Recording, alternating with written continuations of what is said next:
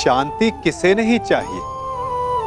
मानव युद्ध भी शांति के लिए ही करता है और संधि भी।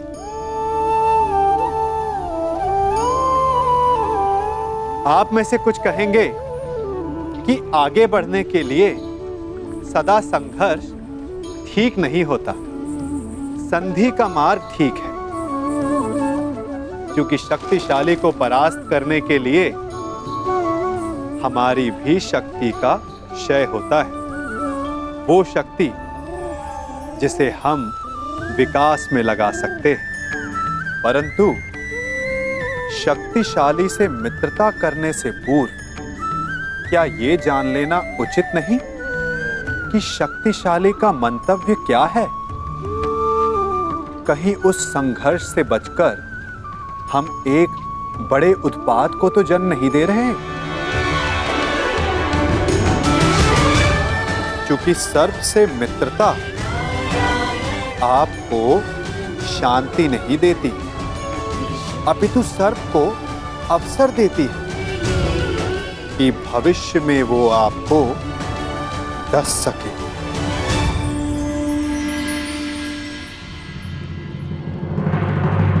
तो ये है हमारी योजना। राजसूया यज्ञ की सफलता के लिए इसी भांति चारों दिशाओं में खांडवप्रस्थ की पताका फहरानी होगी।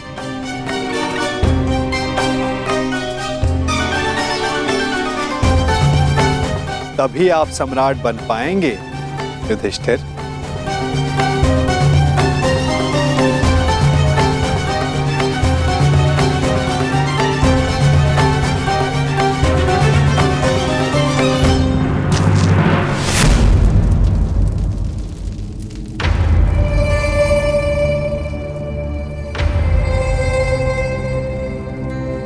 बस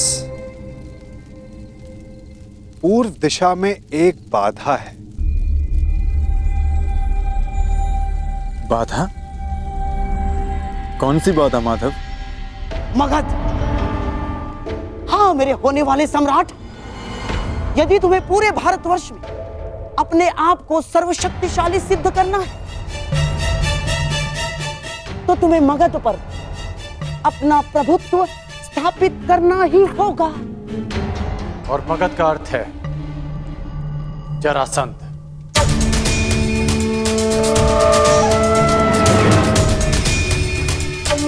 ठीक कहा आपने अंगराज। मगध का अर्थ है जरासंध, आपका भूतपूर्व मित्र और वर्तमान शत्रु। हाँ, और आपको कदाचित ज्ञात नहीं होगा, उसने आर्यव्रत के 100 राजाओं को बंदी बना लिया है और अब वो उनकी बलि की तैयारी में है। 100 राजाओं की बलि? हाँ, 100 राजाओं की बलि।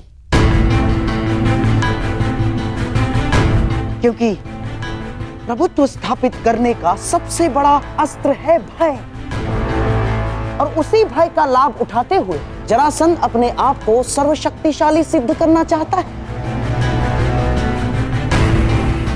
और इसीलिए हमारा सबसे पहला लक्ष्य होगा जरासंध पर विजय। परंतु हाँ, प्रश्न ये भी उठता है कि कौन महायोद्धा जरासंध को दुर्योधन के पक्ष में लाने में सक्षम है? दुर्योधन हर संभव प्रयास करेगा कि जरासंध उसके पक्ष में आ सके। और यह निश्चित है कि जरासंध किसी भी परिस्थिति में तुम्हारा समर्थन नहीं करेगा युधिष्ठिर। तो अब केवल एक मार्ग शेष है, जरासंध का अंत।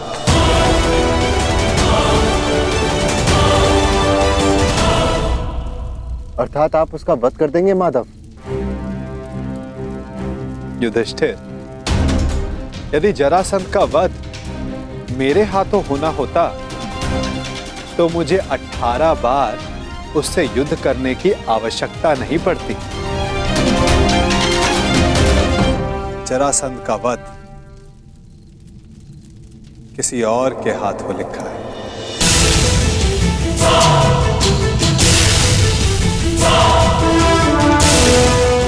भ्राता भीम, क्या आप इस बाधा को समाप्त कर सकते हैं?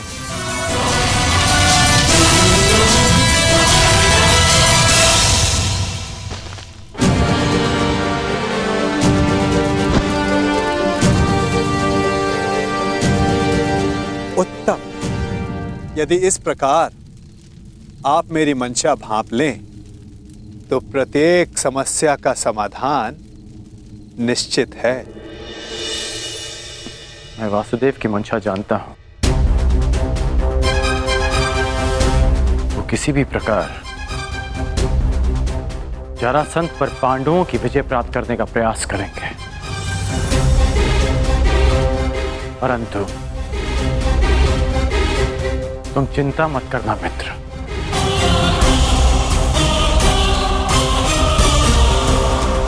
मैं पांडवों से पहले जरासंध का समर्थन प्राप्त कर लूंगा और इस भांति आर्यवत के 100 राजा भी तुम्हारे पक्ष में आ जाएंगे।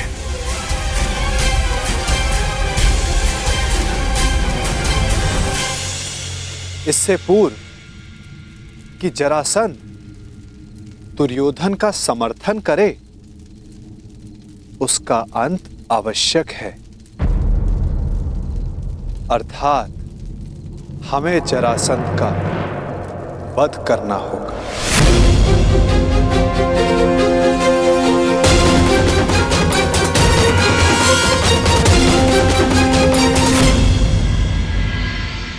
महाराज जरासंध की, महाराज जरासंध की, महाराज जरासंध की, महाराज जरासंध की।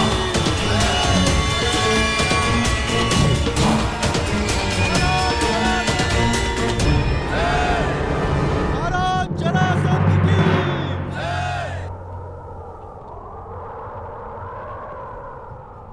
शतराज बलि प्रारंभ हो।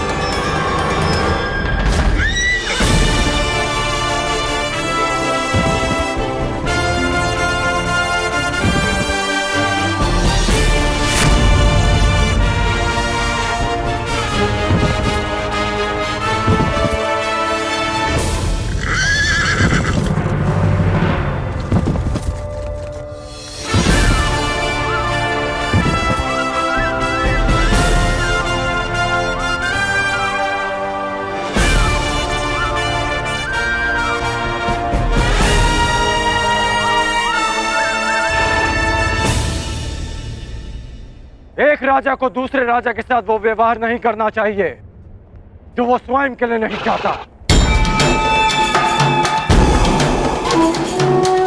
मुझे जब भी तुम्हारी सहायता की आवश्यकता पड़ी, तुम एक बार मेरी सहायता करने अवश्य आओ।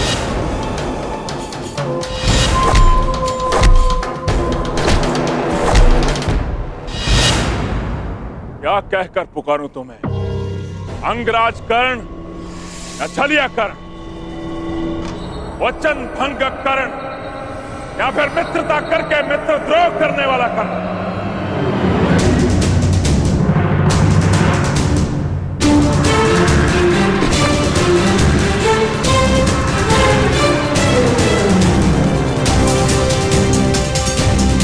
न्याय का योद्धा परशुराम शिष्य राधे कर्ण पुकार सकते हो, जिसे ये बलि रोकनी पड़ी क्योंकि ये आवश्यक था।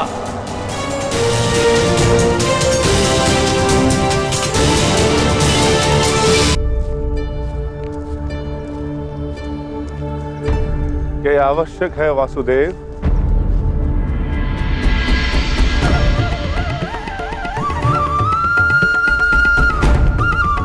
हाँ, हम वहां जरासंध के अंत के लिए जा रहे हैं। अपनी सुरक्षा के लिए वेश बदल कर जाना, क्या यह कायरता नहीं?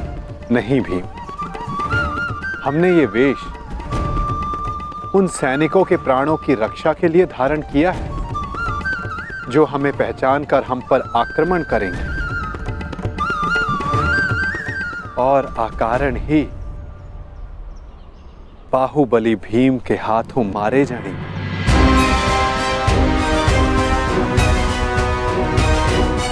अब प्रस्थान करें। मुझे अभी भी प्रतीत होता है कि जो हम करने जा रहे हैं वो योद्धाओं की मर्यादा नहीं।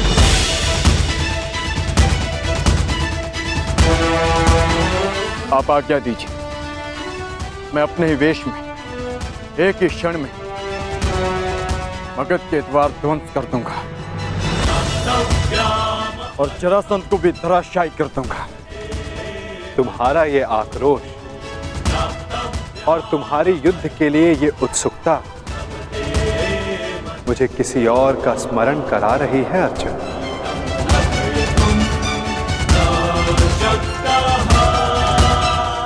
इसका माधव है एक तुम जैसा, परंतु तुमसे पूर्णता भिन्न। जीवन के कर्म में भी और कर्म के परिणाम में भी।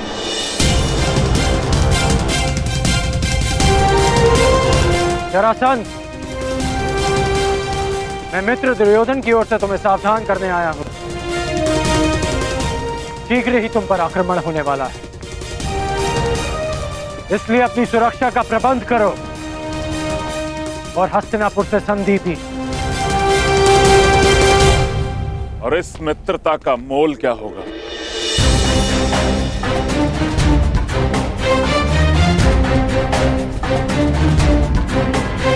बस इन 100 राजाओं को मुक्त करना होगा।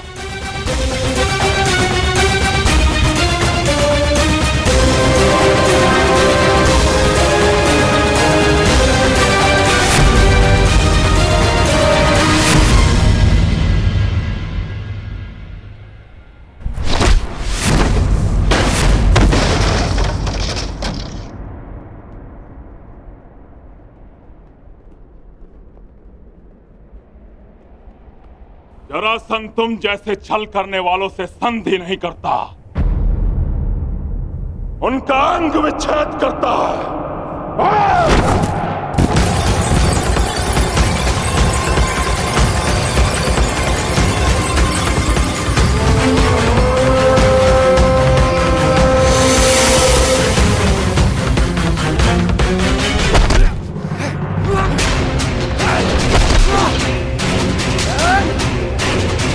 मेरी बात मानो, इन राजाओं को मुक्त कर दो जरासंध। और राजा की नहीं, एक तो एक राजाओं की बलि चढ़ेगी कर्ण।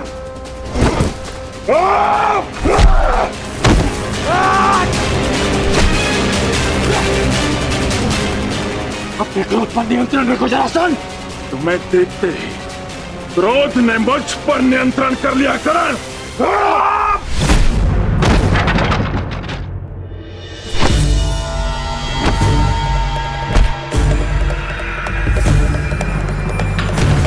रुक जाओ जरासंध, मैं तुम्हें सावधान कर रहा हूं। रुक तो तुम गए थे कर्ण, सहायता तो तुम मेरी करने आए थे।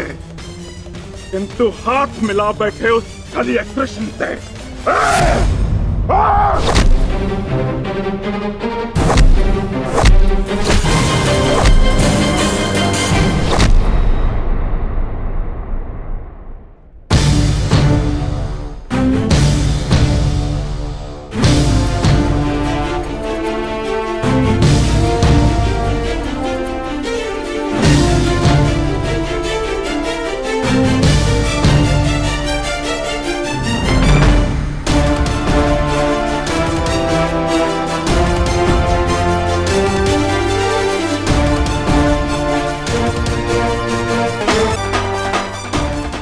यहाँ युद्ध करने नहीं आया। यदि युद्ध करने आया होता तो तुम और ये युद्ध कब के समाप्त हो गए होते। इस भांति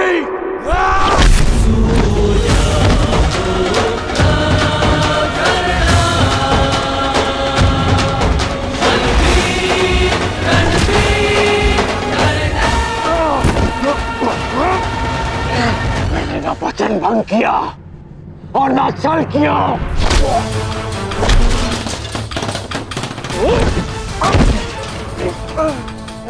मैं युद्ध में तुम्हारी सहायता के लिए पहुंचा था, परंतु रुका रहा क्योंकि वासुदेव शांति का प्रयास कर रहे थे।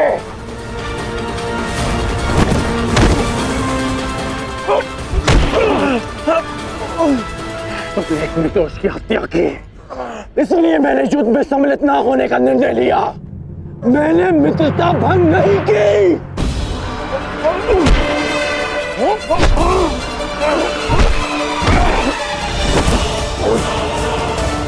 मेरे शत्रु के साथ खड़े रहने वाला मेरा मित्र नहीं।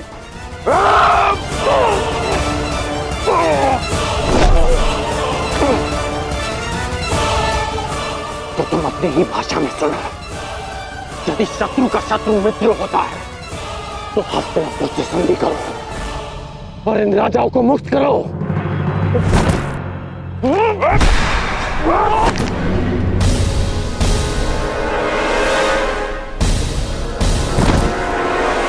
आज तुम वासुदेव के विरुद्ध हो। नहीं, मैं वासुदेव के विरुद्ध नहीं, परंतु अपने मित्र दुर्योधन के साथ हूं, जो वासुदेव के विरुद्ध है। अब मेरी बात ध्यान से सुनो। तुम पे शीघ्र ही आक्रमण होने वाला है, इसलिए हस्तिनापुर से संधि करके दुर्योधन से मित्रता स्वीकार करो। कृष्ण का विरोध करने वाले के लिए 100 राजा क्या, मैं सहस्त्र राजाओं को छोड़ सकता हूं। मुझे तुम्हारी संधि स्वीकार है। अब ये सभी राजा मुक्त हैं।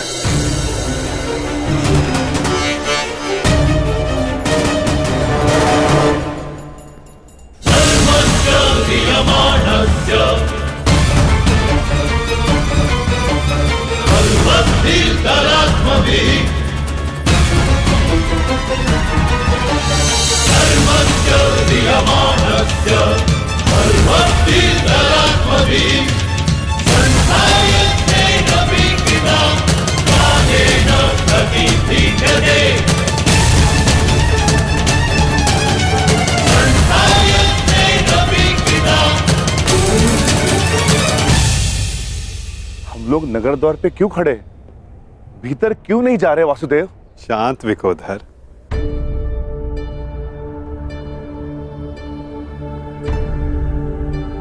अंदर जाने से पूर्व तनिक मगध नरेश के लिए कुछ भेंट तो ले ले। आओ, उनके लिए चलकर पुष्प ले ले। चलो।